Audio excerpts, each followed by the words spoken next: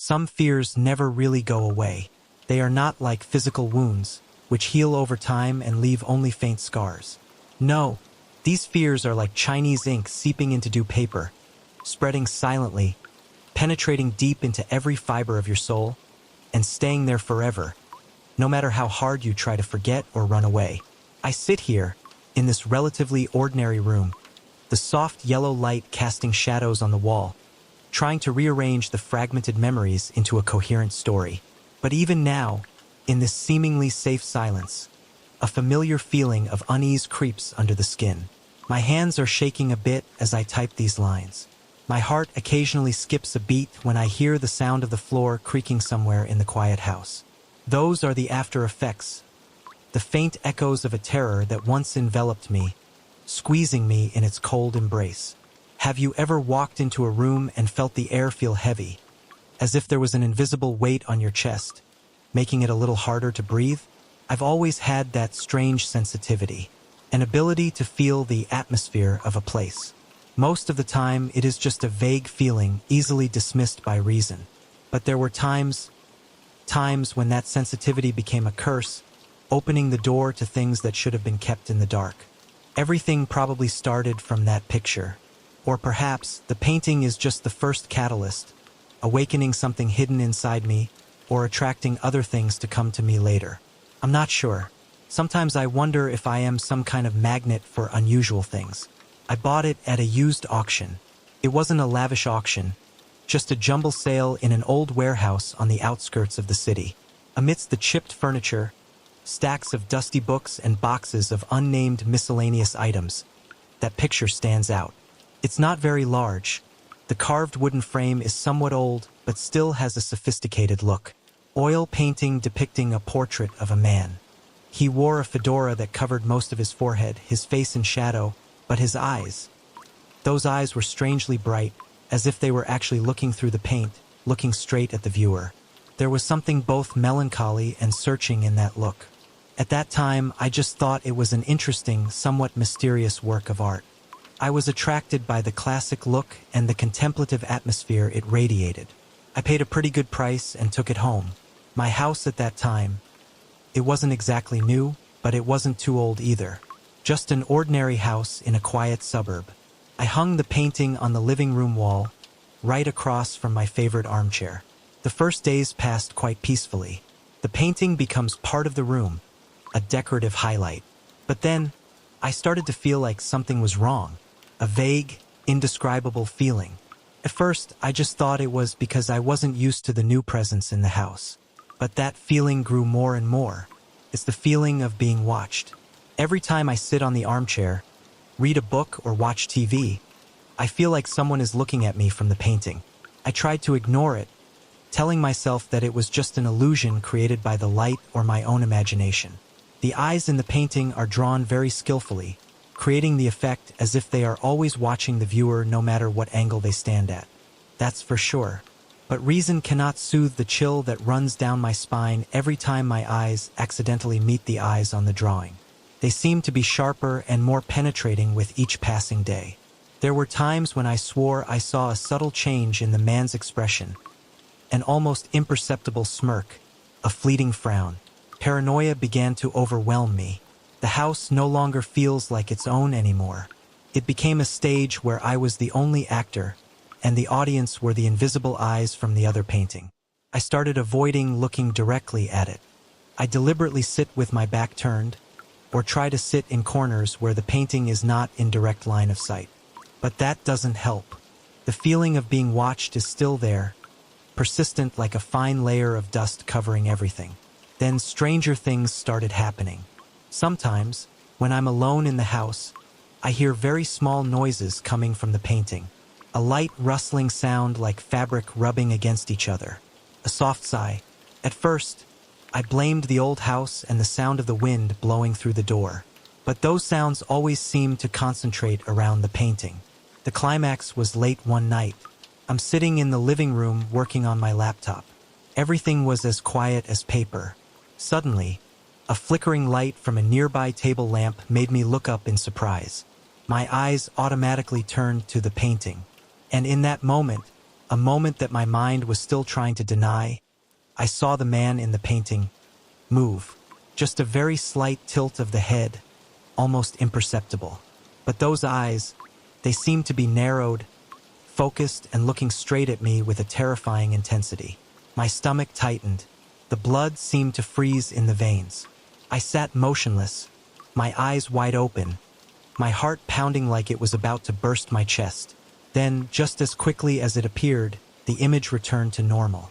The man was motionless again, his eyes again lifeless streaks of paint. But I know what I saw. From that night, fear turned into real horror.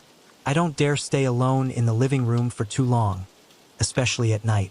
Every strange noise in the house made me jump, mentally preparing myself for the painting to move again.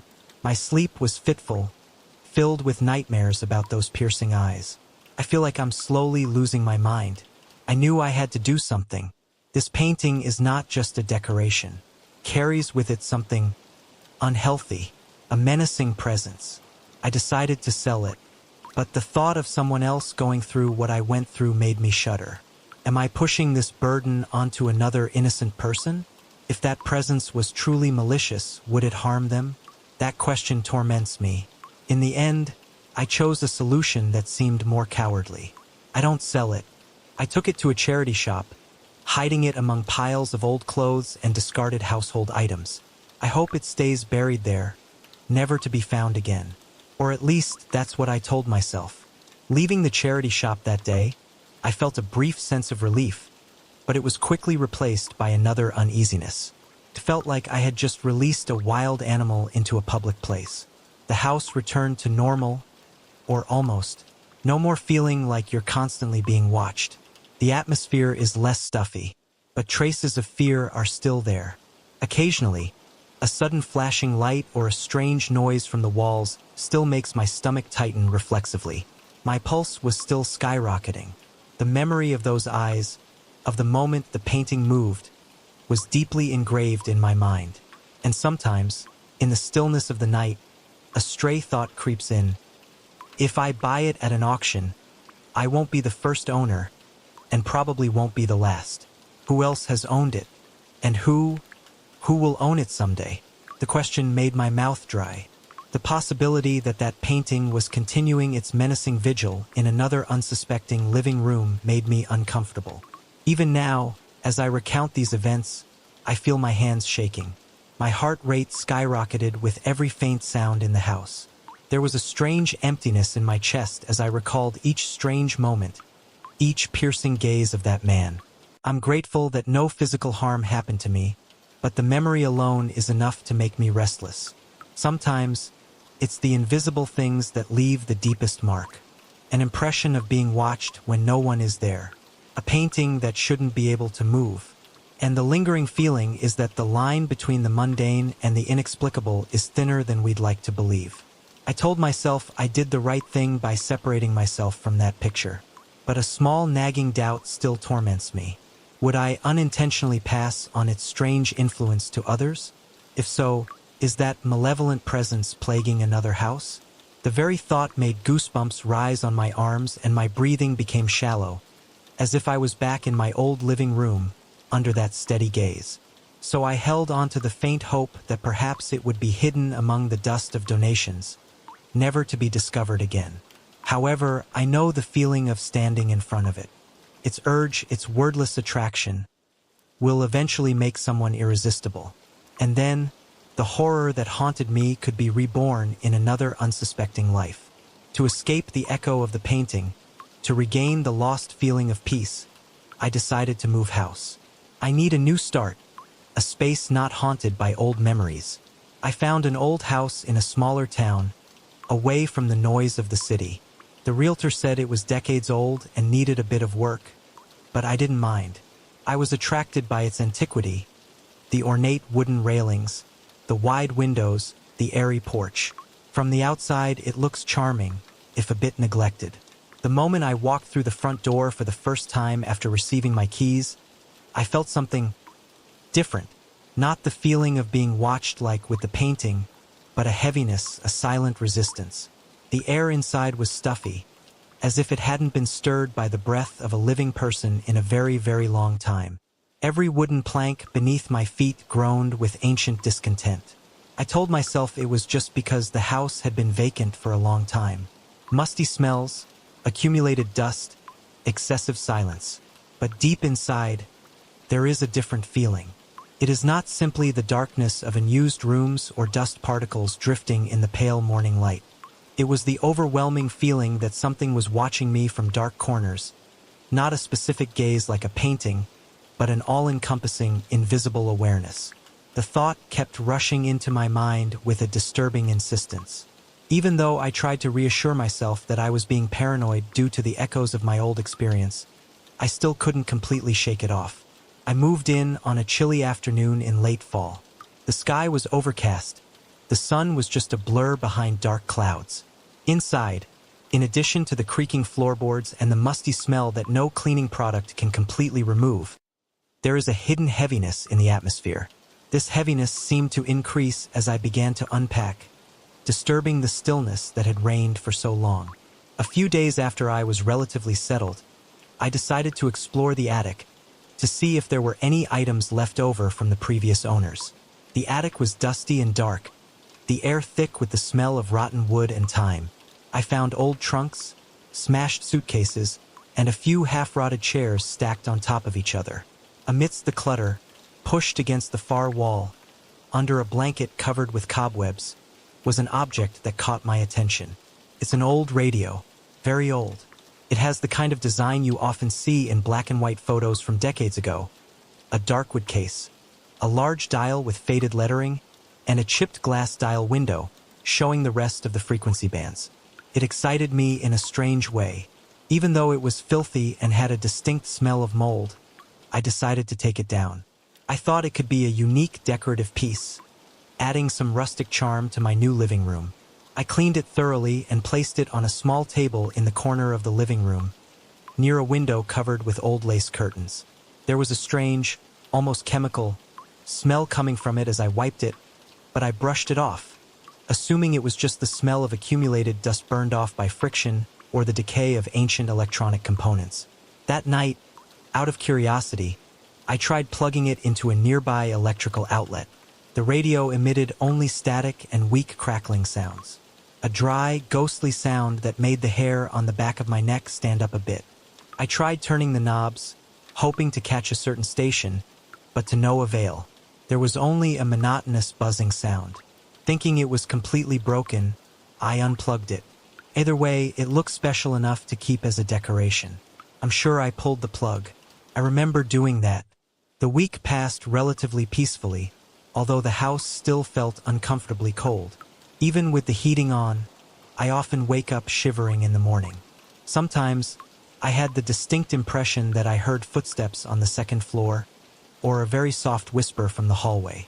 But I told myself that it was just the sound of old beams shrinking due to temperature changes, or the sound of wind blowing through the roof.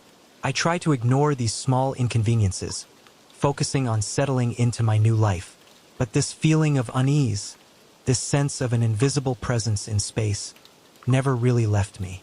Then came the following Saturday. I suddenly woke up in the middle of the night. The clock showed just after 2 a.m. My heart was pounding in my chest, so strong that I could feel the vibrations throughout my body. Something is wrong. The air in the bedroom seemed thick and tense. And then I heard it. A small noise came from downstairs. There is a buzzing sound of static electricity, sometimes not, but definitely there. My scalp prickled with fear when I realized that the sound was exactly like the sound coming from an old radio. No way. I already unplugged it. I slid out of bed, the floor cold under my bare feet. Every step down the creaking wooden stairs increases the insecurity. The sound of static electricity grew louder and clearer. I kept telling myself I must have forgotten to unplug it, or perhaps the wire had come loose and reconnected itself. But deep down, I know it doesn't make sense. When I reached the living room, my heart stopped beating. The radio was glowing faintly. The watch face flashes with small, dim pulses of light. And just as I feared, its power cord was plugged straight into the wall outlet, stretching across the floor as if it had always been there. My hands were shaking so badly that I almost dropped the phone as I tried to turn on the flashlight to illuminate the space better. The static hissed, and every now and then it erupted in rapid, distorted strings of words that I couldn't understand. They sound like garbled, heavily grainy conversations emanating from another world. A wave of insecurity rose so strongly that I felt nauseous. My pulse pounded in my ears, and my breathing became shaky and hoarse. With one jerky movement, I rushed forward and yanked the plug out of the outlet. Silence suddenly enveloped the room, but it was not peaceful silence. It was the oppressive, heavy silence of the house, as if it were holding its breath, waiting. My hands are sweaty, my forehead is sticky. Took me a while to calm down a bit. Finally, I told myself that the exhaustion and stress of moving must be playing tricks on my mind. Maybe I was sleepwalking and plugged the radio back in without even realizing it. That's the only reasonable explanation, right? I trudged back to bed, but sleep didn't come easily. I fell asleep fitfully, haunted by half-dreams of jumbled, distorted voices calling my name from within the crackle of static. The next day was overcast and damp, a persistent drizzle tapping on the old windows. Memories of the night before lingered in my mind as I tried to continue with my daily routine. I try to focus on practical matters, unpacking more boxes, arranging furniture, to make the house seem more normal. That night, before going to bed, I carefully checked the radio's wires. Not only did I unplug it, but I also wrapped the cord around the base of the radio, securing it, making it impossible for it to accidentally slide back into the socket. I need certainty, but that certainty did not last long. Around 2 a.m. the next morning, I woke up startled again. Felt exactly like the night before. My heart was pounding. My body was drenched in cold sweat. The air in the room was thick as if all the oxygen had been drained. And then I heard it. Not the buzzing sound of static electricity. This time it was a whisper, a weak voice coming from downstairs. My breathing is rapid. My temples pounded. Dread curled in my gut as I forced myself down the stairs again. Every step is reluctant and heavy. I resisted the urge to run back to the bedroom and barricade the door. I turned on the living room light. Bright light filled the space. And there, in the corner of the room, the radio was plugged into the socket again. The clock face again emitted a dim light, illuminating a corner of the room. The static crackle rang out again. But this time, interspersed with it were strange whispers, a voice that sounded both human and inhuman. It's like you're overhearing a whisper from a nightmare. I couldn't understand any of the words, but the tone was haunting. How did it get plugged in? Is the wire still wrapped around the base? I can't remember it all. I remember thinking that maybe I did this in my sleep. Some strange episode of sleepwalking, a manifestation of extreme stress. But even as I tried to rationalize, a tingling sensation in the back of my head, a deep, instinctive voice, told me that the explanation was too neat, too simple. My mouth was dry and my pulse trembled like a bird trapped in my chest. I tried to muster up the courage to approach the radio. I wanted to turn it off, but this time I didn't dare touch the plug anymore. Instead, I reached toward the volume knob, hoping to turn it off from there. The moment my finger touched the old plastic knob, a slight shock, like static electricity but stronger, hit me. I reflexively jerked back. My vision turned upside down for a moment. My breathing became ragged. At that moment, the radio beeped one last time and then turned off completely. The light on the clock face went out. The whispers and static disappeared, leaving me alone in the suffocating darkness, with only the sound of my own gasping, trembling breathing for company. Fear has now taken shape. This is not an illusion. This is not a coincidence. There's something going on in this house, and that old radio seems to be at the heart of it. I can't let it continue to torture me like that. That night, I didn't go back to bed.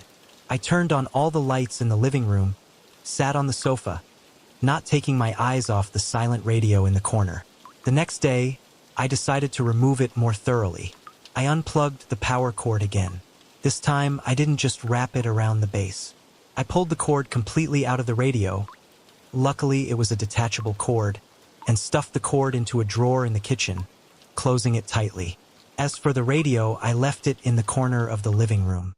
Without the power cord, it's just a harmless lump of wood and plastic, right? Over the next few nights, the house seemed quieter around 2 a.m. There was no static, no whispers, a relative quiet, but I cannot rest easily. My mind refused to let go of the insecurity. I became hyper-aware of every little creak of the floor, every brush of a tree branch against the roof. My throat always feels tight due to stress. My shoulder aches. I found myself almost holding my breath, waiting for the static sound to return each night. Sleep became a luxury I could barely afford. I was so nervous that I started having brief bouts of dizziness during the day, whenever a sudden noise startled me. Then, almost the following weekend, it happened again. This time, I didn't wake up because of the noise. I was already wide awake, lying in bed staring at the dark bedroom ceiling, waiting for something I didn't know what. And at about the same time as the previous nights, maybe a few minutes past 2 o'clock, I heard that noise. The radio turned on again. But this time is different.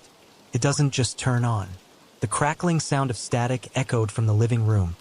But this time it was louder, seemingly with more purpose and direction. And it's not just static. Mixed in there was a voice. A monotonous voice, weak, but clearer than before. The words were still stretched and distorted to the point of being almost incomprehensible, but I felt an undeniable certainty that it was trying to communicate something, especially to me. I crawled out of bed, my limbs shaking, almost tripping as I walked towards the door. When I reached the living room, my heart felt like it was about to jump out of my chest. The radio was still where I left it, in the corner of the room. Looks completely normal. There is no light coming from the watch face. And most importantly, it doesn't have a power cord. But the sound, that static and distorted voice, was still coming from it. Clear, unmistakable. I shakily walked to the kitchen drawer. My hand stuttered as I pulled it out. The power cord still lay where I kept it, neatly curled up. Yet the radio, without power, is still talking. That weak voice was struggling to overcome the interference of the static.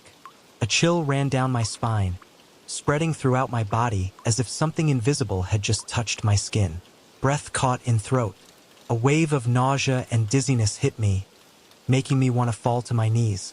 Adrenaline rushed through my veins, but I felt frozen in place, stunned by the absurdity of the event unfolding before my eyes. The voice waxed and waned, as if it were dancing between non-existent frequencies. It sounded almost like a man's voice, but eerily slowed down, or clumsily paired with heavy static. My skin felt like it was crawling with ants. I told myself in an almost silent mantra, "This can't be true. This can't be happening." Slowly, almost unconsciously, I walked forward. Sweat trickled down the back of my neck, my heart pounding against my ribs. I reached out not to touch the knob, but to touch the radio itself, as if wanting to confirm its physical existence. The moment my finger was just a few centimeters away from the wooden shell, the voice suddenly fell silent. The sound of static also stopped. The silence was overwhelming again, heavier and more threatening than ever. I stood there, in the dark living room, panting for breath, my body shaking uncontrollably. I knew I couldn't take it anymore. This radio is more than just an old artifact. It was a portal, a magnet, a conductor for something I couldn't and didn't want to understand. And it's slowly destroying my mind. I decided to throw it away. It's not just about putting it away or unplugging it. It's about removing it completely from my life, from this house. The very next morning, in desperation and lack of sleep, I did something I never thought I would do. I don't take it to the charity shop. I'm afraid it will find its way to someone else. I wrapped the radio in an old towel and carried it out to the car. My hands were shaking the entire drive to the junkyard on the edge of town. I kept glancing in the rearview mirror, half expecting and half afraid to see it pop up in the back seat. When I arrived, I almost threw the radio into the hands of a sleepy employee. He looked at it indifferently, saying they would see if it could be salvaged or if it was just scrap. I didn't even wait for him to finish speaking. I turned around and left, not daring to look back, feeling like I had just lifted a huge burden, but at the same time sowed a seed of disaster into the world. After the radio disappeared, the house felt a little lighter. The heaviness seemed to have dissipated somewhat, although the feeling of a vague presence still lurked somewhere, like a faint ink stain on the wall that could not be erased. The night became quieter. The claustrophobia I had been living with for nearly a month began to recede. Yet, every time I pass by the corner of the living room where the radio once stood, I feel a slight pang of anxiety. The mental scars persist. My sleep gradually improved, but there were still nights when I woke up with a start, my heart pounding, believing I had just heard a faint hissing sound somewhere in the distance. Then I realized it was just the sound of the wind outside the window, or the natural crunch of the old house settling down in the night. Still, the memory of those terrifying nights, of that distorted voice coming from nowhere, has never completely left me. Several weeks passed. Gradually, I began to trust in the safety of my surroundings again. Hallways no longer unreasonably frightened me. The attic turned back into a mere dusty storage space. The groaning of the floorboards is just the natural sound of old wood. Life started to seem almost normal again, but I couldn't completely shake the notion that something had been awakened or attracted to that old radio. Something may still be lurking in this house, or worse, attached to me.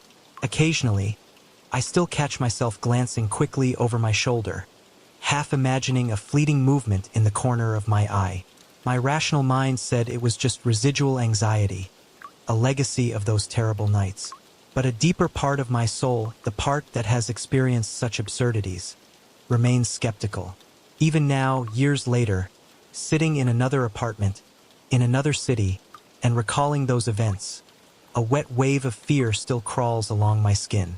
I can still feel the pounding heartbeat from those nights, still hear the hoarse, distorted echo of a voice that felt too real to be just a technical glitch or a figment of the imagination.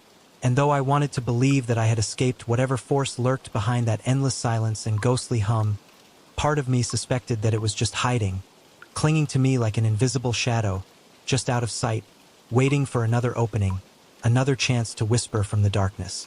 Sometimes, in the deep silence before dawn, when the whole world seems to hold its breath, I feel like something is standing right behind me, just outside my peripheral vision, watching in silence. The radio is gone, but the memories still echo like an echo that never completely dies. And whenever I feel the air feel unusually still, or the darkness around me seem deeper, denser, I remember the hiss of static that once plagued my long nights, reminding me that sometimes what we consider old trash can still hold fragments of a past we can never truly understand. Life after the house with the haunted radio gradually stabilized, but true peace still seemed to elude me. I moved to a small apartment in the city, hoping the noise and bustle of the city would dispel the remaining obsessions. The apartment is nothing special, a bit old, located in an old apartment building. I thought that, among hundreds of other people, among the noise of traffic and everyday sounds, I would be safe. I was wrong. The darkness in this new apartment seems to have a life of its own. It's not just the absence of light. It clings to every corner, muffling even the faint noises of the city coming from outside. Even when I turned on all the lights in the cramped rooms, the shadows seemed to stretch unnaturally at the edges of the worn carpet, seeping into the cracks of the peeling wallpaper. I can't say I've ever felt completely comfortable here. From the beginning, there was a feeling that something wasn't right. A more sophisticated stuffiness, different from the ancient heaviness of the previous house. But most of the time, I tried to live with it, with the pipes that occasionally creaked, and the persistent drafts even when the windows were closed. I told myself that it was just a characteristic of old buildings in the city. That changed one particular night. One night the air became frighteningly cold, and a whisper, almost inaudible, seemed to come from the direction of the empty kitchen. It was as if someone was standing right behind the door, deliberately lowering their voice so only I could hear. That night, I began to understand that isolation can be doubly terrifying when it feels like you're not really alone. I'm a grown, realistic man who has never really believed in movie-style ghost stories. My nights are often passed by scrolling through social media on my laptop, or watching low-budget horror movies that I often laugh at for their absurdity. But now, every noise in the darkness makes me suspicious. Every shadow contains a potential threat. It all really started around 3 a.m. that night. I was sitting in front of the computer screen, my eyes heavy with fatigue but my mind restless and unable to sleep. The apartment and seemingly the entire building was deathly silent. There were no neighbors arguing, no distant city sirens, not even the gentle hum of the fluorescent lights in the hallway. An almost absolute, oppressive silence. Then, cutting through that silence, I heard it. A whisper, very softly. It almost sounded like someone was trying to talk while panting, or like the sound of heavy breathing coming from a crackling phone. The sound was dry and disturbingly close. My heart pounded loudly in my chest. I immediately paused the video I was watching on the screen, held my breath and listened, but the sound disappeared as quickly as it appeared. Only heavy silence remained. I tried to rationalize. Could it be because the water pipes are releasing air? Or are my ears playing tricks on me after long hours of wearing headphones? But I still couldn't shake the nagging feeling that something else was going on. My gut tightened, and the hair on my arms stood on end. With a growing sense of dread, I stood up from my chair. Every step on the old wooden floor seemed to rebel against my weight, creaking louder than usual, as if deliberately betraying my position to whatever might be lurking on the other side, where the light from the computer screen didn't reach. I walked towards the kitchen. The kitchen door was slightly open. As I approached the threshold, I saw that inside was total and absolute darkness. The small light bulb on the kitchen ceiling burned out last week, and I was either too lazy or too indifferent to replace it. The only light came from a faint streak of light, thanks to the street lamp outside, shining obliquely through the small window above the sink. I stood in the doorway, squinting to let my eyes adjust to the darkness. And that's when I noticed it. A small shape, standing near the kitchen counter, formed by the contrast between the darkness and the dim light coming in from the window. It was indistinct, more like a black mass denser than the rest of the darkness, but the shape was definitely humanoid, short and shrunken. My breath caught in my throat. Blood vessels seemed to explode in his temples, rushing into his ribs. My entire body tensed, every muscle clenched, ready to run away or fight, even though I had no idea what I would face. With an almost frantic movement, I reached out and turned on the light switch on the wall next to the door. I had forgotten that this switch controlled another light, an under-cabinet light that I rarely used. Bright, blue-white light suddenly filled the small kitchen. That shape disappeared instantly. Not a trace. All that remained were the silent kitchen counters, the sink full of dirty dishes that I had deliberately avoided, and the chilling emptiness. My mouth is as dry as the desert. Drops of cold sweat flowed down his temples. I tremblingly examined every inch of that small, messy space. Look under the table, behind the rickety refrigerator, inside the storage cabinets. Nothing unusual. Nobody. Nothing is out of place. I tried to sleep later that night, but the image of the short, cowering figure in the dark kept repeating in my mind. There's no mistaking it. It's there. My mattress suddenly became stuffy and uncomfortable. Sometimes I'm hot, sometimes I'm cold.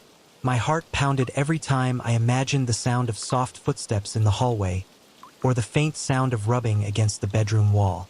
By morning, I was completely exhausted and had dark circles under my eyes. In the bright, safe light of day, I almost convinced myself that I had hallucinated the whole thing. Perhaps it's due to lack of sleep, stress, or residual effects from old events. Over the next few nights, I didn't dare work in the living room anymore. Instead, I sat on the couch, facing the hallway leading to the kitchen. Part of me wanted to get closer to where I had seen that figure. If there was an intruder, or if there really was some unknown presence, I wanted to catch it red-handed, wanted to confront it in the light, even the weak light of the TV. I sat there, in the flickering light of the TV screen, muted so I could listen for any unusual sounds. The clock ticked past midnight. Around 2 or 3 a.m., I felt that uncomfortable feeling return. My scalp was tingling. It felt like someone was watching me from the darkness of the hallway. But then the night passed without anything concrete happening. Until Tuesday night, I almost fell asleep in my chair when I listened to it again. Whispers, weak but clearer than last time. A voice whispered, as if someone was trying to confide dark secrets that they didn't want others to overhear. The sound was so deep and hoarse that I still couldn't make out the words, but I sensed a note of fear, perhaps desperation, in its tone. My palms were sweaty. I unconsciously rubbed them against my jeans as I forced myself to stand up again. There's something about hearing a voice you can't decipher that's more unsettling than a scream or a scream. It's a secret you don't know, but it's being whispered right around you. My heart was pounding like a war drum as I tiptoed toward the kitchen. Each step was taken deliberately, trying to avoid creaking floorboards. The weak light from the TV illuminated my path just enough to see the outline of the kitchen door ajar. As I tilted my head around the corner, looking inside, I stiffened. The figure was there again, still in the same position, near the kitchen counter. Faint and motionless. This time, its form looked almost more blurred, as if it were pulsating slightly, flickering between being and not being. And then, that silent whisper entered my ears once again. This time, it seemed much closer, so close that it made the hair on the back of my neck stand up. It was as if the whisperer was standing right behind my shoulder. My instincts screamed to run, to turn around and rush out of this apartment immediately. But a morbid curiosity, or perhaps a paralysis of fear, kept me in place. I stared at the shape, forcing my eyes to focus, trying to determine if it was just a strange lighting effect, a trick of the darkness, or an actual entity. The shadow seemed to ripple slightly, and a strange pressure began to build in my chest, making breathing difficult. I can't move, unable to summon the will to rush to turn on the light switch like last time. This time, I just stood there, shaking, adrenaline rushing through my veins but my body disobeying orders. Then, as quickly as it appeared, the figure disappeared into the surrounding darkness, as if it was never there. My legs were almost weak. I staggered back, my heart beating wildly, my breath caught in my throat. My hands were shaking non-stop, and I had to lean against the hallway wall to steady myself. It took me a while to muster up the courage to walk into the kitchen and turn on the light switch under the cabinet. The kitchen was still as empty as before. Not a single cabinet door was ajar. No drawers were disturbed. There was no sign that anyone or anything was here. I kept telling myself that if there was an actual intruder, I would see footprints, a broken lock, or at least something moved. But no, every inch of the apartment remained intact, except for my slowly crumbling mind. The next day, I confided to a friend on the phone, my voice shaking as I described what I had seen and heard. The shadow, the whisper. The response I received was mild sympathy, along with the suggestion that I might be under too much stress from work or hallucinating from chronic lack of sleep. You should see a doctor, or at least try to get enough sleep, the friend advised. I want to believe that explanation. I really wanted to believe that it was all just my tired mind creating. But as night fell again, a thick knot formed in my stomach. My mind kept flashing images of that shape, of the ghostly whisper, and the growing sense that something was within these walls, something that defied all logic, all rational explanation. The atmosphere in my apartment became more stuffy than ever. Even walking into the kitchen to prepare a quick dinner feels like walking through an invisible barrier. The air there seemed heavier, saturated with an uncomfortable stillness, full of anticipation. I began to notice small details I had previously overlooked, details that now made me extremely anxious. The faucet in the sink occasionally dripped rhythmically and slowly, the dripping sound echoing strangely in the silence of the night. Faint hissing and crunching sounds came from behind the walls, like the sound of fingernails lightly scratching against drywall. And the light in the hallway, a light I had never paid close attention to, began to flicker at random, unpredictable intervals, as if it had a life, a will of its own.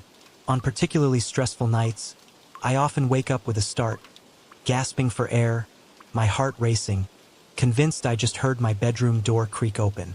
I jumped up from the bed, rushed out and yanked the door open, only to find the hallway dark and empty, with only the faint hum of the old refrigerator echoing. My body was drenched in cold sweat, my pajamas sticking uncomfortably to my skin as I tried to calm my rapid, labored breathing.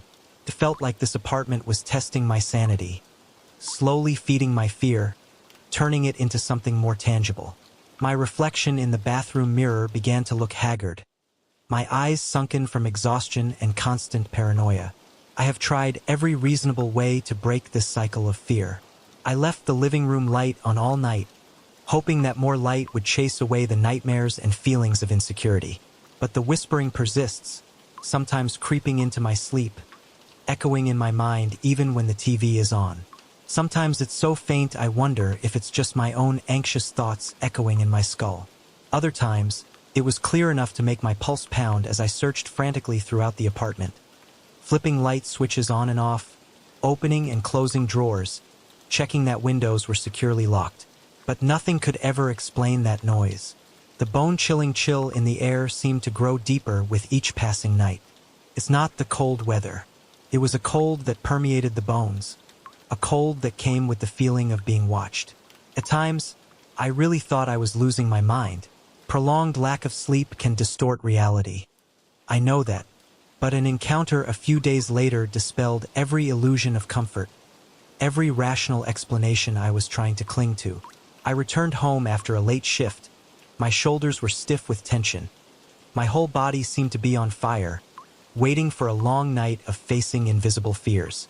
The moment I stepped through the apartment door, I felt an immediate change. It was as if the temperature had suddenly dropped 10 degrees in just a split second. My teeth started chattering uncontrollably. And then, the light in the hallway, the flickering light began to flash on and off, faster and more intense than ever. In that intermittent, ghostly light, I caught a glimpse of it, a shadow of a person, standing at the end of the hallway, right near the entrance to my bedroom. An electric shock ran down my spine, and my knees almost gave out. My breathing became sporadic and shallow. It's not like the short, cowering shadow in the kitchen. This shadow was taller, a little clearer in shape, but still just a solid black mass. It was darker than any normal shadow could cast, as if it was actively absorbing the faint light around it. During those few endless seconds, my mouth went dry, and I could feel my own pulse like thunder in my ears. My hands were shaking so much that I couldn't reach the living room light switch on the wall next to me. I don't know what drove me, perhaps despair, or a crazy glimmer of hope that if I faced it, it would go away. I walked slowly forward, toward the hallway, toward the shadow, and that figure also moved. Just a very small change, a slight tilt of the head, or a slight shift in weight, but enough to freeze the blood in my veins. Enough to remind me that it is no static illusion, no play of light and shadow. It has awareness. It was reacting to my presence. In a last, desperate attempt to dispel the terror that was suffocating me, I forced myself forward, my hands scrabbling toward the hallway light switch as I approached. As soon as my finger touched the switch, the hallway light flashed once and then went out, pushing me into an almost absolute darkness, deeper and denser than before. Panic rose in my chest, so intense that I thought my heart would rip through my chest and escape. In the oppressive darkness, I felt someone was very, very close to me. An icy breath blew against my cheek. I let out a choked scream and instinctively jumped back, my back hitting the hallway wall hard. My lungs burned as I tried to take a breath, but the air seemed too thick to get in. Then, just as suddenly as it went out, the living room lamp behind me regained steady light. Familiar yellow light flooded into the hallway, and I found myself alone. The figure has disappeared. It was as if it had been swallowed by the darkness itself when the light returned. I don't remember how I got into the living room that night. I just remember sitting slumped on the floor, my back against the wall, my eyes glancing from one doorway to another, from one dark corner to another, half waiting for a face to appear from the darkness, half praying that nothing would appear. I spent the rest of that night in that position. Every little noise, the refrigerator rattling, the old pipes groaning in the wall, the wind whistling through the window, was like a frontal assault on my already taut nerves. My mind races with endless possibilities. A restless spirit stuck? A fantasy created by my extreme anxiety and lack of sleep? Am I really hallucinating? Or is there something, some entity, that is truly haunting these cramped, stuffy rooms? As dawn began to peek through the dirty window, I felt delirious, exhausted, unsure if I was teetering on the edge of madness. I couldn't bear another encounter. I knew I had to take drastic measures. I no longer tried to rationalize. I started doing things that I had only seen in movies before. I brought back things that were said to ward off evil spirits: salt, a few dried branches of something the street vendor said would help. I rearranged the furniture in the living room, pushing the couch directly across the hallway leading to the kitchen and bedroom, as if I were building a makeshift fort. I even stuffed a heavy chair under my bedroom doorknob at night, an act of pitiful futility. Deep inside me, I knew those efforts meant nothing to whatever invisible force had settled here. Over the following nights, the whispers seemed to grow bolder, piercing even the white noise of the television I kept on. Sometimes they seemed to be calling my name, though I could never be sure whether it was just my mind filling in the gaps in the distorted sound. Shapes in the darkness appeared more frequently, flitting across my vision at the edges of my eyes, always just out of reach, tantalizing. The apartment felt more claustrophobic than ever. The walls seemed to be closing in. The air was thick with the smell of old plaster and an ancient, underlying fear. Occasionally, I felt a slight pressure behind me, as if someone was looming closer, close enough to touch my shoulder. But every time I turned around, there was nothing there. There was only thick air and waiting silence. A deep, corrosive paranoia had completely taken over my mind. My instincts told me that I had never really been alone in this apartment. Even when I entered the bathroom to wash my face, I kept the door ajar, my eyes constantly glancing toward the dark hallway. My reflection in the mirror looked pathetic, haunted, wild eyes, bloodshot skin, clammy from long, sleepless nights and extreme stress. I began to thoroughly check every lock and every door latch in the house multiple times a day. But no matter how meticulously I guarded the place, the feeling of an intruder was still there. It was worse than any ordinary break-in, because I didn't know how to fight a presence that left no physical trace. An intruder that could walk through walls, whisper out of nowhere, and appear as shadows. The final tipping point, the final straw, came after a particularly restless evening. I thought I heard whispering just behind the closed kitchen door. This time, I decided not to hide anymore. I mustered up all my courage, walked quickly to the kitchen door and yanked it open. There's nothing there. Instead, I saw my own shaky reflection in the window glass above the sink, sweat beading on my temples under the weak kitchen light. But, for a fleeting split second, just one split second, it looked as if another face was appearing right behind mine in the mirrored glass. A pale face, twisted in pain or malice, empty eyes staring at me. My stomach churned violently, and a wave of nausea forced me to hold onto the kitchen counter. My hands were shaking so violently that I could barely hold the phone steady as I reflexively pulled it out, considering calling someone, the police, friend, psychiatrist, to let them know what's going on. But then I pulled back. I know their skepticism will only make me feel lonelier and crazier. Something broke inside me at that moment. The terror was like a thick, sticky spider's web, and I was completely trapped in it. I could feel it clinging to my every thought, confusing my logic, strangling any remaining sense of security. I wanted to scream into the void, scream at whatever was lurking in the darkness, ask it to appear, ask it to explain why it chose me, why it tortured me like this. Instead, I stood silent, stunned, with only the ragged echo of my own breathing filling the apartment. That shape, whisper, the lights flash, face in the mirror. Now it all felt so personal, as if this presence had chosen me on purpose, based on my own fear, fed it, and was now feasting on my breakdown. I made the decision that night. Cannot delay any longer. I don't have to think.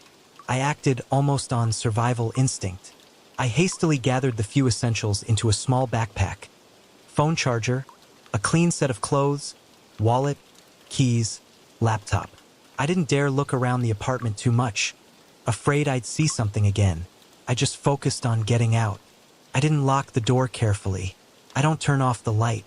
I simply opened the front door and walked out into the apartment hallway. The moment I crossed the threshold, slamming the apartment door behind me. A wave of conflicting emotions swept over me at once. A huge relief, almost dizzying, because I was no longer trapped within those four walls. But at the same time, there is a deeper, colder fear. Because something inside me, a whisper more terrifying than what I'd heard in the apartment, told me that this wasn't the end. That leaving the apartment may not be enough. That thing or those things might not just be tied to place. They can be attached to me. And no matter where I run, the darkness and the whispers can still find their way. Waiting in silence, just on the edge of the light, right behind me. Silent for a long moment, only the sound of light breathing. Now, many years have passed. I have moved house many more times. I try to choose places that are bright, modern, without a haunted history. But that fear, the feeling of being watched, the sensitivity to the oppressive atmosphere, it was still there, even though it was fainter. Sometimes, late at night, when I'm alone, I still hear strange noises, imaginary whispers at the edge of my hearing. I still avoid looking into dark corners for too long, and I never buy antiques again. Maybe those are just psychological scars. Maybe. But sometimes, I wonder, am I carrying some of that darkness with me? Is it still waiting patiently until I'm weak, when I let my guard down, to whisper its dark secrets in my ear again? That question, like the faint static from an old radio, still echoed in my mind, never truly going away. And that's why, even in the seemingly safest silence, I'm always listening, always on guard, always feeling like something is very close. Soft, slightly creepy background music plays and fades out. This isn't over yet. Even though it took root in that apartment, it felt closely connected to me. I trudged forward, ignoring the goosebumps that rose on my arms as I pressed the elevator button. The mechanical work of descending the elevator was almost soothing compared to the oppressive silence I left behind. I didn't go back for a few days, plopped down on a friend's couch. During that time, I tried to convince myself that it was all in my head. The loneliness, the exhaustion, the power of suggestion. But every night my chest still tightens, waiting for a whisper that never comes, or a figure in the corner of my vision that isn't there. The absence of the apartment's ominous atmosphere should have been comforting. However, I couldn't sleep any better. I was haunted by the possibility that I had run away from home for something I couldn't even identify. Finally, I turned back. I told myself it was just to collect more stuff, perhaps to see if the phenomenon still existed in my absence. The moment I stepped inside, the air seemed to thicken and press against my skin. However, the apartment remained silent. I walked through each room with careful steps, scanning every corner in the darkness. No whispers greeted me. There were no silhouettes floating near the kitchen. I felt an almost crushing sense of anticipation, waiting for the silent breath or the flashing image by the sink, but nothing happened. I don't know if that makes it better or worse. Part of me wanted confirmation that I wasn't crazy, that there was something truly haunting this space. The other part prays for peace. Many days passed, and although I continued to sleep in my bedroom, the memory of that voice still lingered. Sometimes late at night, I can still hear the faint echo of whispers, like the conversation in the next room vanishes as soon as I step forward. My heart races with each moving shadow, each flashing light. And there are moments when I glimpse a shape in my peripheral vision, disappearing so quickly that I can't be sure it was ever there. I wish I had a neat conclusion, an exorcism, a rational explanation, or even a chance to confront whatever is stalking these rooms. The truth is that I am still in this apartment, uncertain whether I am imagining these things or whether some entity clings to my life with silent determination. Sometimes the fear recedes and I believe the worst is behind me, until a whisper in the night straightens me. My heart pounded, cold sweat covered my skin. Each time I wondered if it was just my mind unraveling, or if something still stood invisible in the darkness, tearing at time. No matter what, I may never truly be here alone. And that, the realization was more chilling than anything I could have imagined in my nightmares. I heard the wind howling against the window as soon as I entered the clinic that night. A low, shrill sound made my nerves tense from the start. There was a heaviness in the air, a heaviness I couldn't quite place, as if the building itself was letting out ragged, uncomfortable gasps. My first thought was that maybe the old heater was working again. But there's something else. A subtle feeling like a presence lurking just beyond the threshold of understanding. I tried to shrug my shoulders, forcing myself to focus on my volunteer duties, but I could feel a kind of static electricity running up my arms as soon as I took my seat at the front desk. I worked there for a few months trying to gain experience while finishing my animal care course. The clinic was open all night for emergencies, and I volunteered to work the late shift to demonstrate my dedication. The duty veterinarian, Dr. Caldwell, was busy in the back room taking care of a stray cat that had been brought in earlier. The reception area had been washed clean of fluorescent lighting, which seemed too bright one moment and too dim the next, casting strange shadows on the beige walls. I remember every little detail of that night because there's something about the silence that feels alive, like the silence in the woods right before something bursts out of the darkness. The waiting room, its chairs empty and lined up in neat rows, looked almost like silent witnesses to something I couldn't see. The smell of disinfectant was strong and the heating fan made a monotonous sound. That hum should have been comforting, but instead it felt out of place in the orchestra, constantly reminding me how alone I was. From the hallway leading deep into the clinic, a flickering light caught my eye. So exquisite. Just a soft stutter in the overhead fluorescent light. But at night, in a place designed to be sterile and controlled, any unpredictable flicker feels like a sign that things are out of balance. I stood up from my seat and took a few steps toward the hallway. My chest tightened as if there was an invisible string pressed around my ribs. Every breath was a little labored and my heartbeat was pounding in my ears. I could see the hallway stretching back, where it branched off into the emergency room and operating room. The overhead lights cast a harsh light on the floor, but at the edge of my vision, everything seemed to waver in and out of focus, like seeing through waves of scorching heat on the sidewalk. There's something about that hallway that always annoys me. Too many closed doors. Too many corners where a person can disappear from view. Usually it is bustling with staff and patients, but tonight it is as quiet as a crypt. I looked away and returned to the reception desk, determined not to let my imagination run wild. Time drags. I shuffled papers trying to stay busy, but every now and then I thought I saw a shadow moving along the edge of the hallway, darting out of sight. The moment I looked up, my heart would skip a beat, leaving me with that sinking feeling in my stomach. I explained that. Maybe it was just the buzzing of the fluorescent lights or the reflection of my own movements. Still, the subtle waves of anxiety continued to rise and I found myself swallowing with difficulty to keep my throat from drying out. Then, without warning, a loud crashing sound rang out from the emergency corridor. It sounded like a door was being slammed shut with great force, and was followed by another slam and another. Each blow echoed through the walls. My breathing made my pulse quicken, and for a moment my mind went blank. I listened nervously, and was convinced it was the sound of the wind or maybe another employee moving things around. But the noise was too rhythmic and deliberate. Each door slammed shut strangely. I jumped up from the chair, adrenaline tearing through my veins. The hallway lights flickered more intensely now, the overhead light buzzing behind the stuttering reception desk as if it might go out at any moment. I rushed into the hallway, half expecting to see someone banging on the door in anger. But the moment I walked around the corner of the hallway, there was silence. Not a single door is lost. The hallway was empty and all the doors were closed. My neck tingled and a cold sweat ran down my spine. I tried to steady my breathing as I moved forward, checking each door. They were locked or at least tightly closed, and there were no signs of having been forced. My footsteps echoed on the linoleum, the sound amplified by the tension coursing through my body. I thought about calling Dr. Caldwell, but something in my mind stopped me. Maybe I don't want to appear erratic or incompetent. I still can't ignore the beating of my heart. The hallway led to the exam room and I opened each door to check. Flickering fluorescent lights painted everything in a blinding glow, making shadows sway and dance.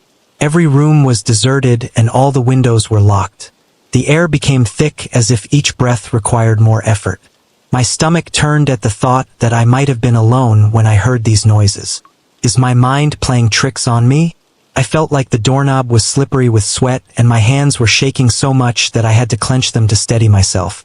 After what felt like an eternity, I returned to the reception area. The tension in my chest still coiled like a spring. Just as I was about to sit down, the pounding started again. It was so loud it shook the pictures on the walls and I felt the reception desk vibrate in my hips. My nerves were stretched and I almost got goosebumps when I heard that repetitive tum-tum sound. My heart was pounding so hard I thought it would tear my chest apart. This time I ran back into the hallway faster and called out to see if anyone was there. There was no response, but by the time I reached the hallway the noise had quieted down. Nothing seemed out of the ordinary. A chill settled at the base of my skull and goosebumps spread across my arms. My breathing was ragged and my throat was so dry that I wanted to swallow. I tried to calm myself, tell my mind to calm down, but the fear grew stronger and stronger. I remembered Dr. Caldwell was still behind, so I hurried towards the operating room. I saw him meticulously cleaning the tools. He looked up in surprise when he saw how excited I was, and he asked in a monotone voice, "What's going on?" I explained I heard the door slamming repeatedly. He shook his head. He didn't hear anything.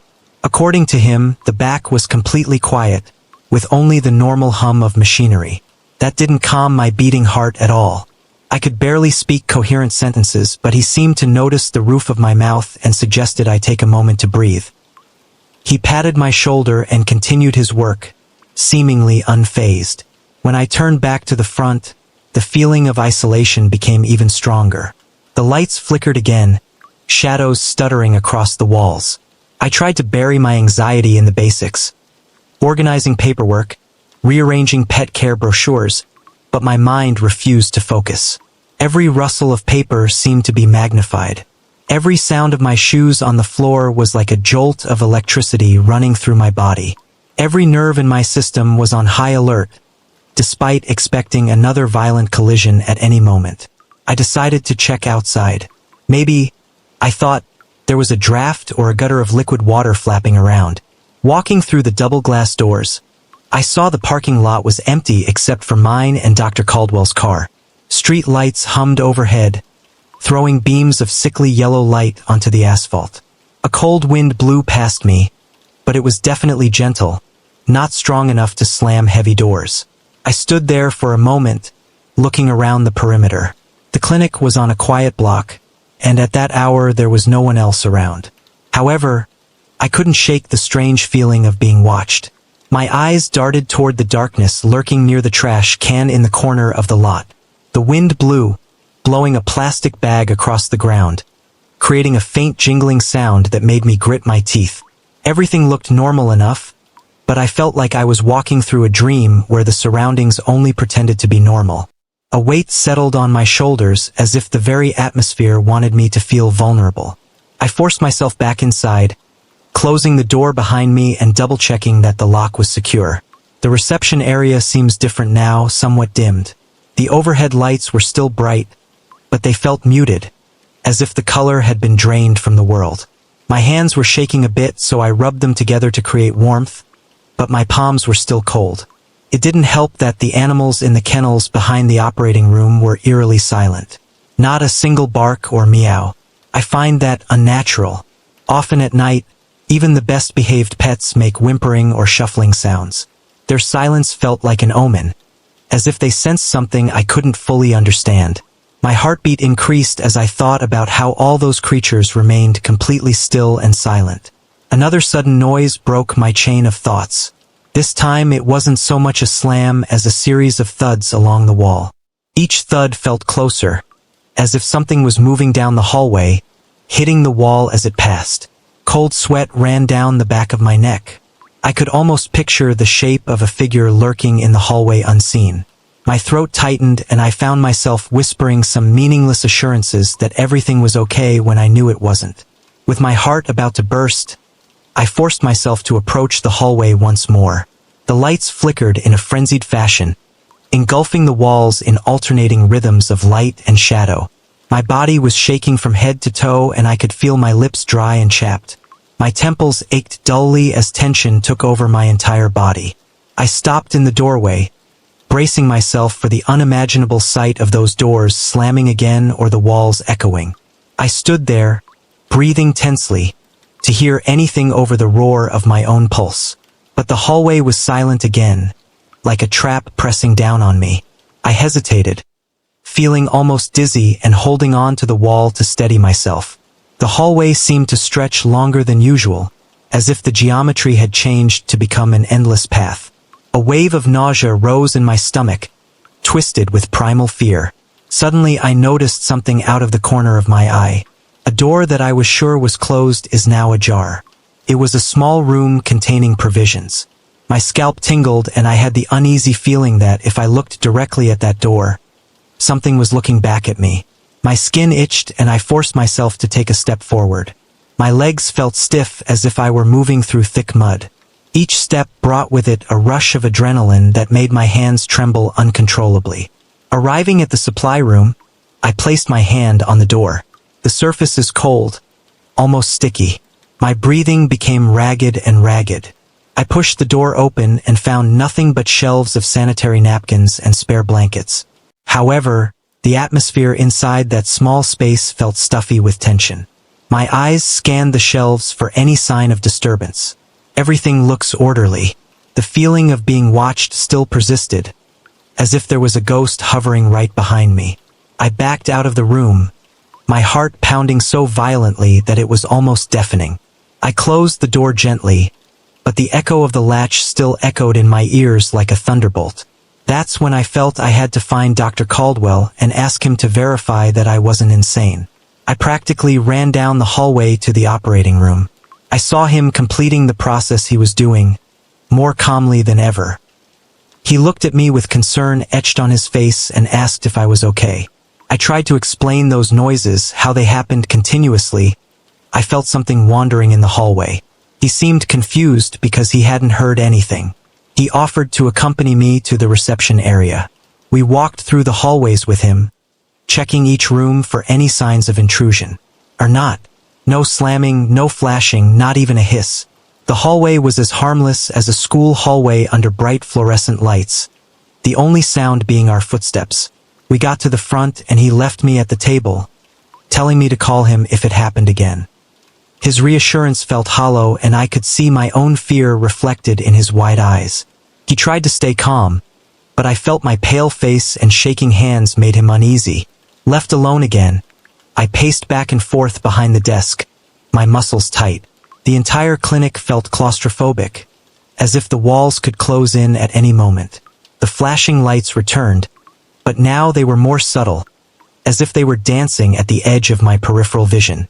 My eyelids felt gritty and my heart rate never returned to normal, a normal rhythm. The silence in the waiting room pressed against my ears, turning every little noise into an unsettling event. Then comes the final climax. A series of violent door slams suddenly erupted, one after another from the back of the clinic to the reception area.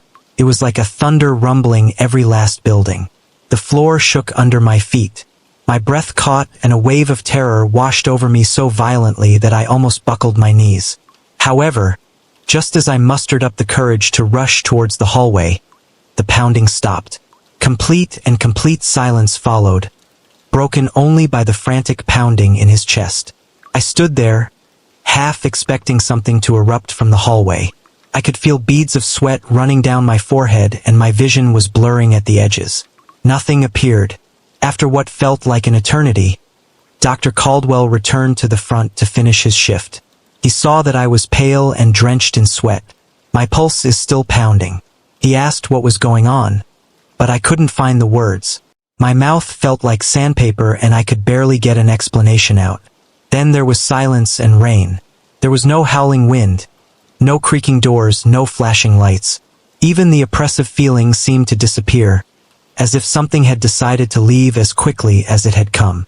Dr. Caldwell looked around confused.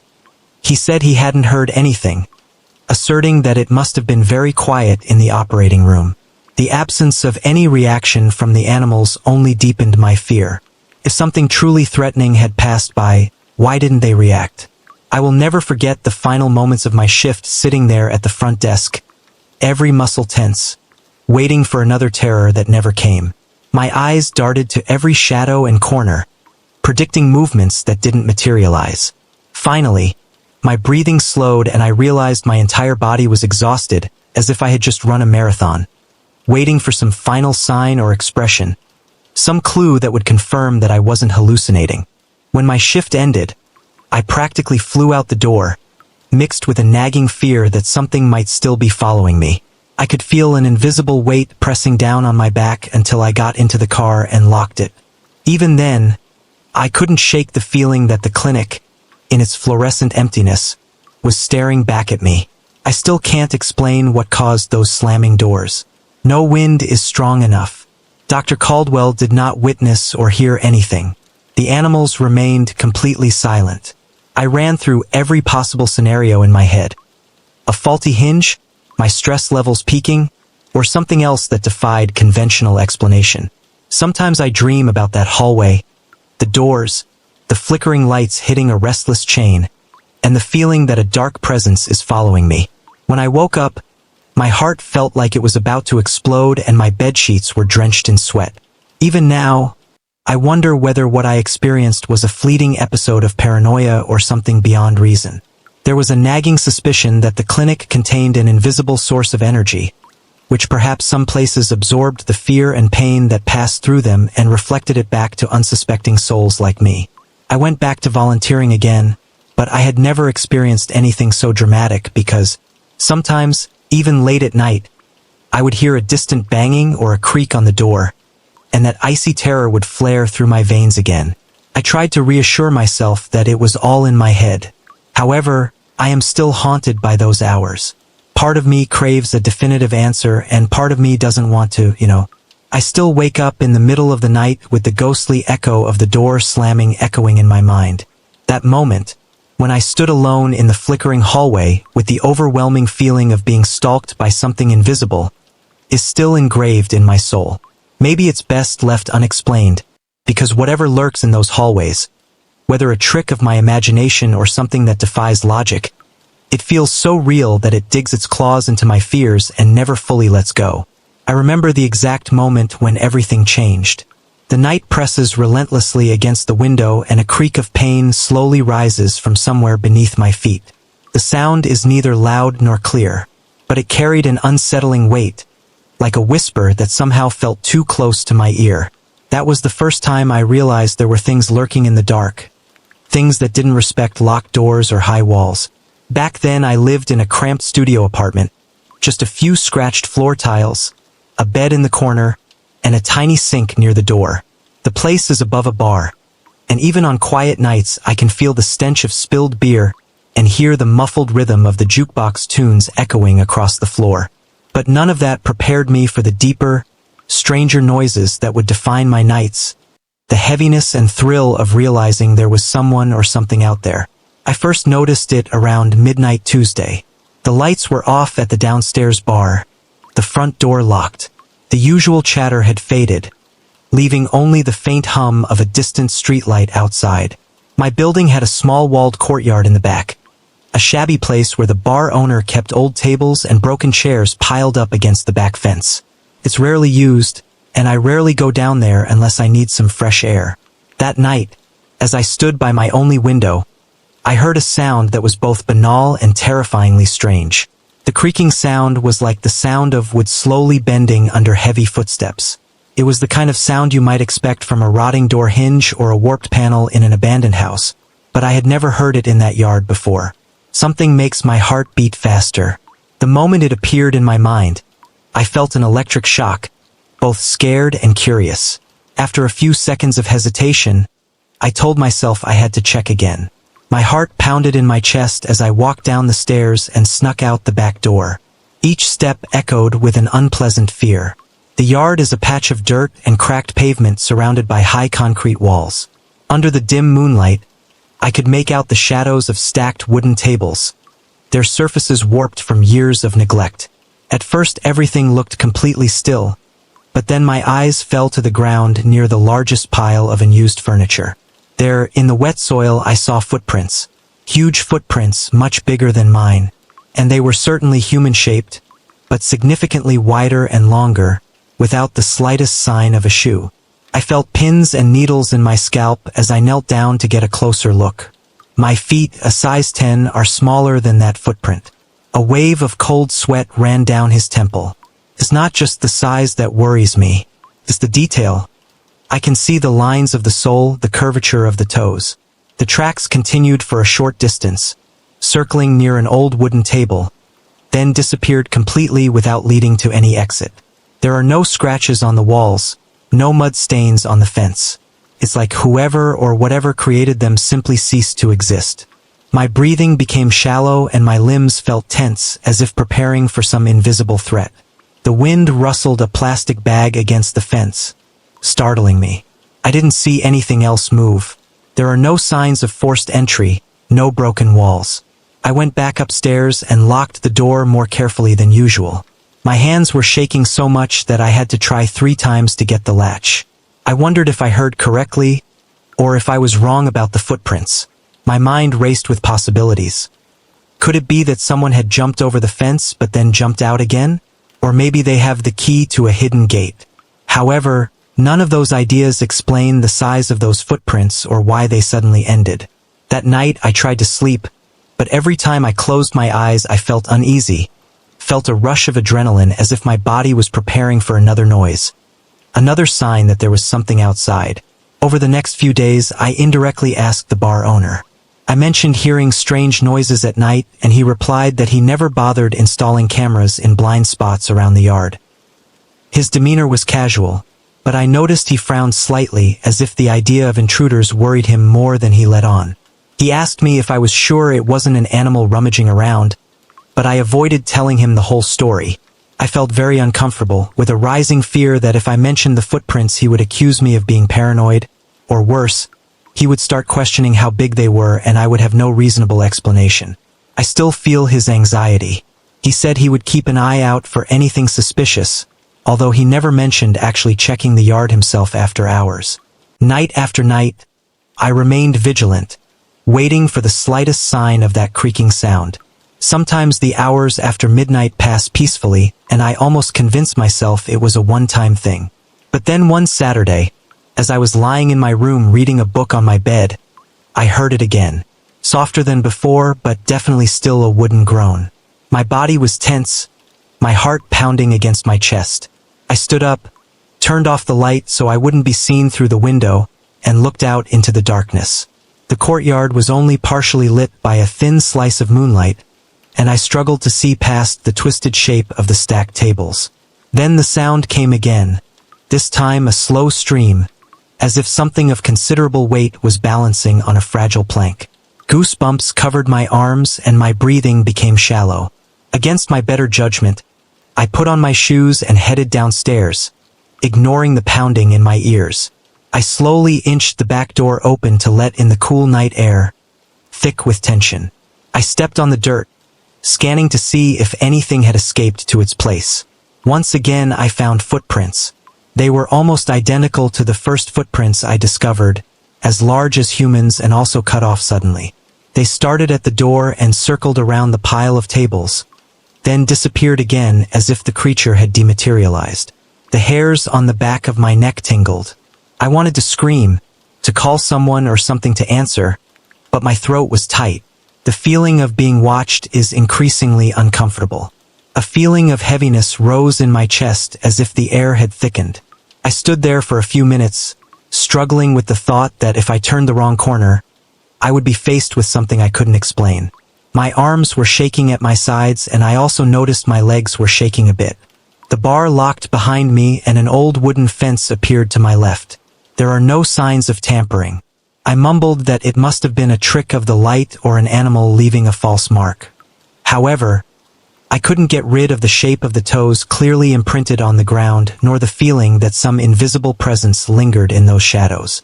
In the weeks that followed, it became a painful ritual.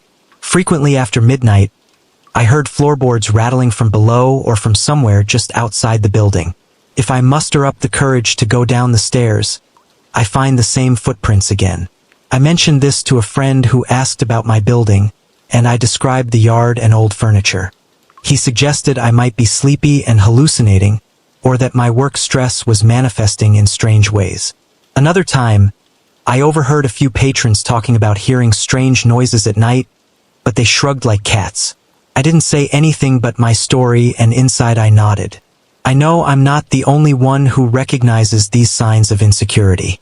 Every night I lose more and more sleep, lying in bed staring at the dim ceiling, the only light coming from the flashing neon lights across the street. My mind conjured up images of what might have made those footprints. A giant drifter that manages to sneak in and out without being able to turn invisible, or something less tangible. A ghost anchors that yard, attracted by the rotting wood or the echo of voices in the bar. My logic was wary of my growing paranoia. No matter how often I remind myself that real people make real footprints, a creeping fear tells me that something else is going on. By the time the next month rolled around, I found myself jumping at every sound. My body reacts immediately every time a floorboard creaks or when a person passes by. Car headlights throw shadows across my windows.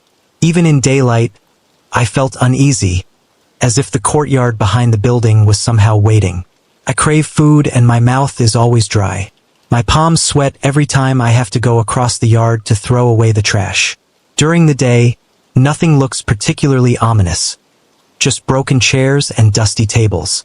The ground is littered with cigarette butts and plastic cups. But even under the sun, I feel as if this place is quietly taunting me, reminding me that at night it transforms into a stage for something unknown. Early one morning I forced myself to check the yard during the day to determine if there were any trapdoors or holes in the fence. In one hand I clutched a crowbar, gripping it so tightly that my knuckles turned white. I combed through the clutter of old tables and chairs, hoping to find a secret passage. The only findings were spider-rusted nails and damp wood that peeled off with just the slightest pull. There was no sign that anyone had made a way out. The fence is very sturdy and does not break. The walls were too high and smooth to climb easily. Yet the footprints return night after night, always larger than life, always naked, and always gone as if their maker had evaporated. Lack of sleep and constant anxiety began to eat away at my sense of reality. My reflection in the bathroom mirror showed dark circles under my eyes, a haunted expression that made me almost unrecognizable to myself. My muscles were always tense as if I was preparing for an invisible blow. Sometimes I wonder if I was the one who somehow created the footprints, leaving me unconscious and wandering the yard. But my own legs are definitely smaller and I've never woken up with mud on my sole or clothes in tatters. However, I couldn't get over the thought that perhaps my mind was messing with itself, turning ordinary events into a bizarre story. I half wished I'd discovered a neighbor was pulling a prank, just to quell the anger, the gnawing fear that had ingrained itself in my mind. As the nights get colder, the bar gets quieter. Fewer customers meant closing earlier, leaving me alone in the building in the darkness for longer. The hallway lights flickered ominously, casting dancing shadows at the edges of my vision. My body would stiffen at any slight movement on the periphery, adrenaline surging through my veins. One night, I believed I heard a soft whisper, like breathing or a whispering voice right behind my apartment door. My heart was pounding so hard that I had to press my hands against my chest for fear I might faint, barely daring to breathe until my legs felt like they were about to collapse. When I finally opened the door, there was nothing but the rancid smell of old wood and the hum of the refrigerator in the bar's kitchen below. One particularly stormy evening, the wind howled fiercely all around.